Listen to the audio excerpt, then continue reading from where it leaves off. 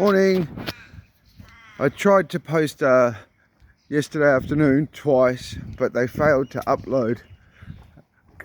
Well, I must have been tired, I guess. It was late in the day.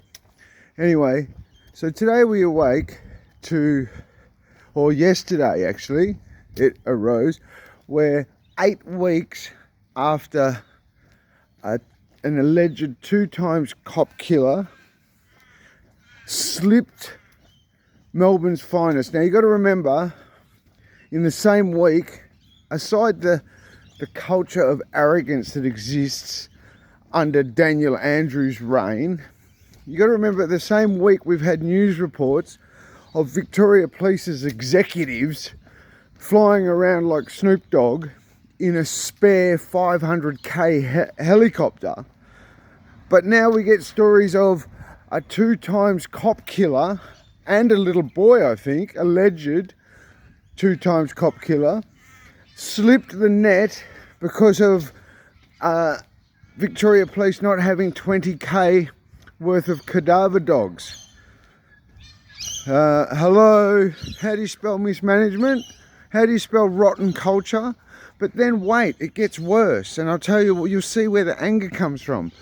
Because in my little journey, when I was getting stalked and having your resources, Victorian public, spent hand over fist trying to harass me for daring to challenge them, to dare to be in an eye-back investigation against one of their own.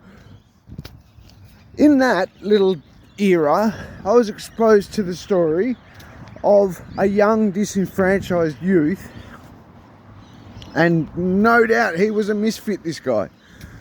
Probably still is, who knows. Anyway, he was getting around on the meth and the GHB juice, allegedly, and he was wanted, allegedly, for a stolen car. Now the effects of meth and then GHB is basically when they have a squirt of GHB to come down, they're non-comprehendo, unconscious for about 2 hours. Which was the exact state our arrogant finest found this kid. Parked asleep, unconscious, in an alleged stolen car. So what did our finest, but don't have rotten culture, but don't have enough to have a cadaver dog to catch a 2 times murderer of their colleagues do? They proceeded, so they've got enough money. My point is, they've got enough money for plenty of attack dogs. What they did, these mismanaged peanuts, they proceeded to open the door where they then set the attack dog, no, not the cadaver dogs, we don't have any of them in Victoria. They set the attack dogs in on this kid, where they then locked the door behind it, locked the door behind the dog set on attack, and proceeded to sit back and watch Aggro, the attack dog, eat the kid alive, literally. He now has no rear tricep and a lot of these rear back muscles are missing.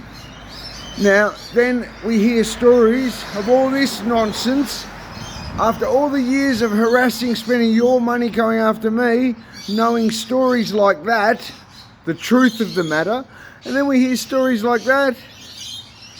Mismanaged peanuts. Honestly, Victorians, you cannot be angry enough. Speak soon, guys.